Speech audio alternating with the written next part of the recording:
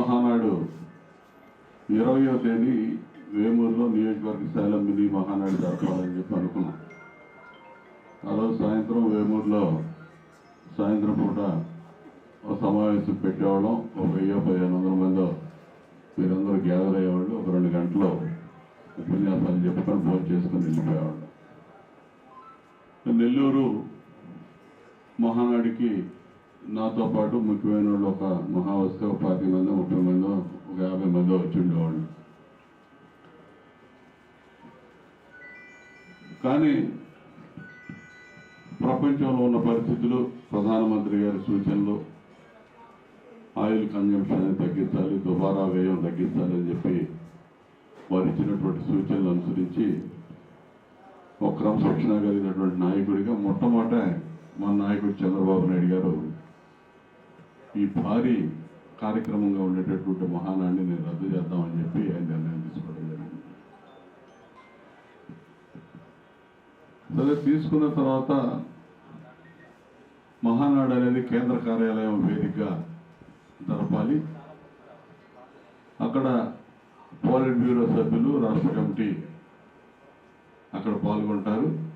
మిగిలిన నియోజకవర్గాల్లో ఈ మహానాడు జరపాలి అని చెప్పి చెప్పారు. సరే, మిగిలిన నియోజకవర్గాలంటే నియోజకవర్గంలో ఎలా జరపాలి ఏంటని మేము ఆలోచిస్తుంటే ముందుగానే క్లస్టర్ స్థాయి దాకా వెళ్ళిపోవాలి. క్లస్టర్ స్థాయిలో మహానాడు కార్యక్రమాలు జరగాలి. ఈ కార్యక్రమాలంతా కూడా లైవ్ టెలికాస్ట్ ఎక్కడికెక్కడ స్క్రీన్లు ఏర్పాటు చేసి కేంద్ర కార్యాలయంతో అనుసంధానం చేసి కార్యక్రమాలు జరపాలన్నారు. నేను ఒక్కడే కాదు, దాదాపు 175 నియోజకవర్గాల్లో ఉన్న ఇన్ఛార్జీలు, ఎమ్మెల్యేలందరూ కూడా కంగారు పడ్డారు. ఈ మహానాడు ముందు ఒక వారం రోజుల ముందు పొలిట్ బ్యూరో మీటింగ్ జరిగితే మీటింగ్కి ముందు మేమందరం లైన్లోకి వచ్చాం. 10 నిమిషాల ముందు చంద్రబాబు నాయుడు గారు లైన్లోకి రావడానికి ముందు నారా లోకేష్ గారు లైన్లోకి వచ్చారు. చాలామంది ఎమ్మెల్యేలు, మంత్రులు సలహా ఇచ్చారు. లోకేష్ గారు నాయకులు ఇలా అంటున్నారు అది ఇదని వెతుకుతున్నాడు విషయం. ఆయన వెంటనే వితిన్ సెకండ్స్లోనే ఆ టాపిక్ కట్ చేశాడు. లేదు, ఆ డెసిషన్ అయిపోయింది, క్లస్టర్ లెవెల్లో చేయాల్సిందే అన్నాడు. సరే, అప్పటికప్పుడే మానసికంగా ప్రిపేర్ అయిపోయాం. మీ అందరికీ చెప్పేశాం. కానీ అది ఏ స్థాయిలో జరిగింది, ఎలా ఉంటుంది అనేది మనందరూ కూడా కొంచెం డౌట్గానే ఉంది, ఇబ్బందిగానే మాట్లాడుకునేవాళ్ళం. ఈ క్లస్టర్ స్థాయి అంటున్నారు, ఏంటిది అంటే ఎందుకు చెప్తానంటే చంద్రబాబు నాయుడు గారు ఏ ఆలోచన చేసినా చాలా దూరం ఆలోచిస్తాడు. అది మనం ఇంప్లిమెంట్ చేయాలి. ఆయన ఏం చెప్పినా కూడా దాన్ని ఇంప్లిమెంట్ చేయడానికి మనం ప్రయత్నం చేసి సిన్సియర్గా మనం ప్రయత్నం చేస్తే సక్సెస్ కాకపోవడం అనేది ఉండదు. దానికి ఉదాహరణ 100కి 99% ఆలోచనలకి భిన్నంగా ఆయన చేసిన ఆలోచనల ఇవాళ బ్రహ్మాండమైన సక్సెస్ కారణమైందంటే మన నాయకుడి ఆలోచనలు అంత గొప్పగా ఉంటాయి అనేది మనం తెలుసుకోవాల్సిన అంశం. క్లస్టర్ విధానంలో చేయమన్నారు. సరే, నేను గుంటూరులో కూర్చొని ఒక మెసేజ్ పెట్టి 10 మంది నాయకులు చెప్పి మీరు క్లస్టర్ లెవెల్లో చేయాలి, ఏర్పాట్లు చేయండి అంటే అది జరిగిద్దా అంటే నాకైతే స్పష్టమైన అవగాహన ఉంది. ఈ స్థాయిలో సక్సెస్ అవుతాయని నేను అనుకోను. నేను మళ్ళీ మండల స్థాయిలో మీటింగ్, ప్రతి మండలంలో మీటింగ్ పెట్టి క్లస్టర్ లెవెల్లో ఎవరి క్లస్టర్ వాళ్ళకి బాధ్యత అప్పచెప్పి ఆ క్లస్టర్ల పరిధిలో ఉన్నటువంటి గ్రామాలను అక్కడే ఐడెంటిఫై చేసి వాళ్ళ పేరు పెట్టి మాట్లాడి ఆ రెస్పాన్సిబిలిటీస్, బాధ్యతలనే అక్కడ ఫిక్స్ చేయడం వల్ల ఈ సక్సెస్ వస్తుంది.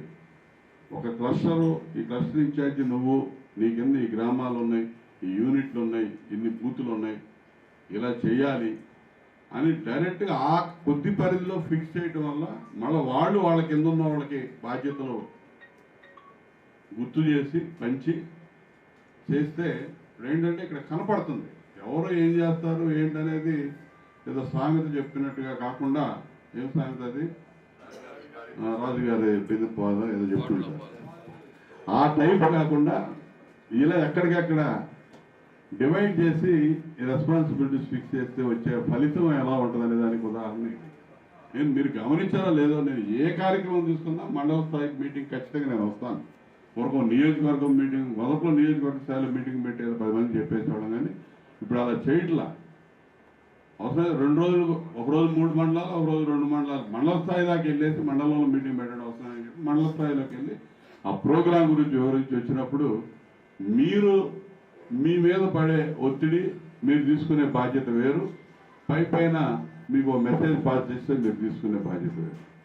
కాబట్టి అది మొదటి రోజు సాయంత్రానికి నాకు రిజల్ట్ వచ్చింది. 5,209 మంది మొదటి రోజు అటెండ్ అయ్యారని. ఇందులో కొన్ని క్లస్టర్స్లో వచ్చారు, కానీ జనం ఈ అటెండెన్స్ చేయడంలో కొంత తేడా వచ్చిందని. వాస్తవం చెప్పాలంటే 502 కూడా 209 బాపట్ల జిల్లాలో హైయెస్టే. ఆ రోజు హైయెస్ట్ మందే. అంటే హైయెస్ట్ తీసుకొచ్చారంటే నేను ఎంత ఆనందపడి ఉంటానో మీరు అర్థం చేసుకోవాలి. నేను లేకుండా నేను ఇచ్చిన బాధ్యతని మీరు ఇంత చక్కగా ఫుల్ఫిల్ చేశారంటే నేను నా ఆనందానికి అవధులు లేవని చెప్పుకోవాలి. మళ్ళీ వెంటనే నేను క్లస్టర్ ఇన్ఛార్జెస్ మొత్తం 10 మందికి 10 ఫోన్లు కొట్టాను. నేనే చేశాను, అందరికీ చేసి బాగా చేశారు, రేపు ఇంకా బాగా చేయాలన్నాను. అదే చెప్పా. రెండో రోజుకి డబల్ చేశారు మీరు, 11,500 వెళ్ళిపోయింది అది. అంటే మీరు తీసుకున్న బాధ్యత, మీరు చూపించినటువంటి ప్రత్యేక శ్రద్ధ, అది ఏ విధంగా ఉందనేది గుర్తు చేయడానికి, నా ఆనందాన్ని మీతో పంచుకోవడానికి ఈరోజు ఇక్కడికి పిలిచాను మిమ్మల్ని రమ్మని. అందరినీ కూడా నేను పేరు పేరున మనస్ఫూర్తిగా అభినందిస్తా ఉన్నా, ధన్యవాదాలు తెలియజేస్తా ఉన్నాను.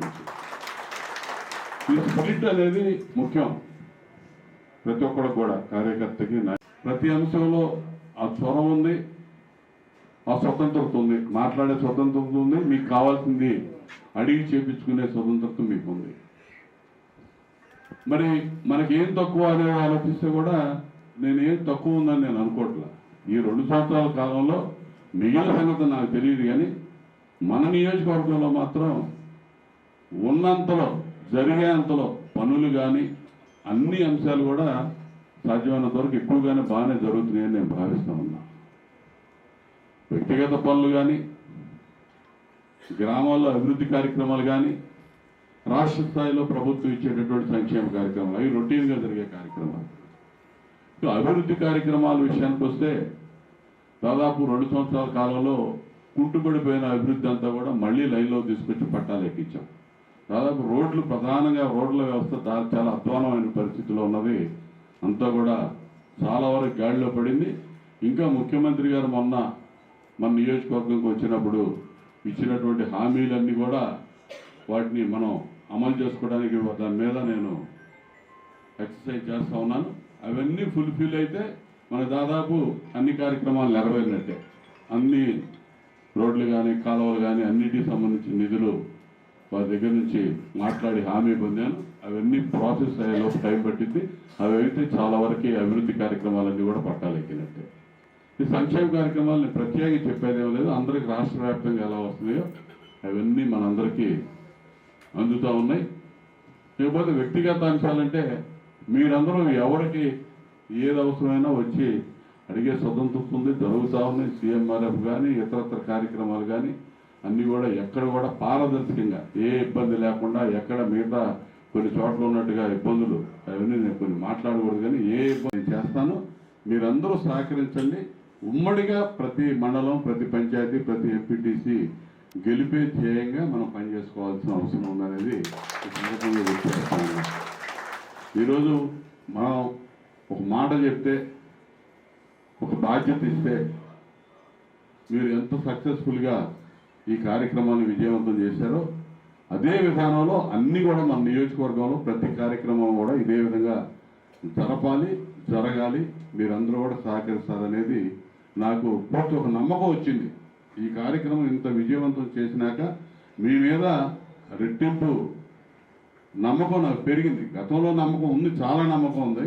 ఎందుకంటే నేను సామాన్యమైన విషయం కాదు, 4 సార్లు పోటీ చేస్తే నన్ను మీరు భుజాలకు ఎత్తుకొని మోసారు, గౌరవించారు, 3 సార్లు గెలిపించారు. ఈ నియోజకవర్గం గురించి చంద్రబాబు నాయుడు గారే మీకు చెప్పారు క్యాడర్ మీటింగ్లో.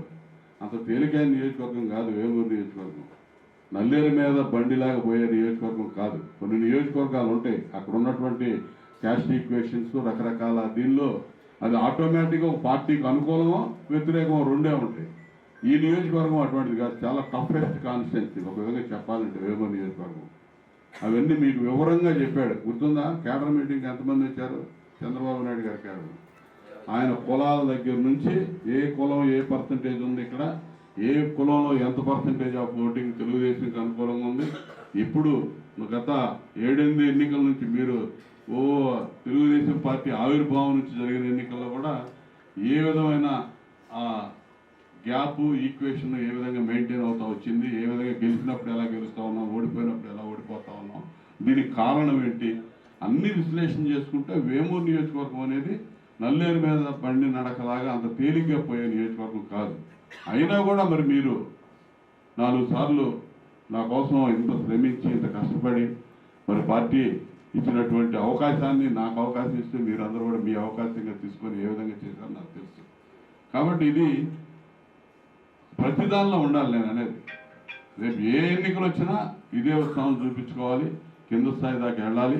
ఖచ్చితంగా రాబోయే రోజుల్లో ఆ స్థానిక సంస్థల ఎన్నికలు కూడా అన్ని ఎన్నికల్లో మనం విజయం సాధించడానికి ఇదే విధానంలో ఐకమత్యంతో ముందుకు పోవడానికి కృషి చేయండి. దయచేసి ఏమన్నా విభేదాలు వివాదాలు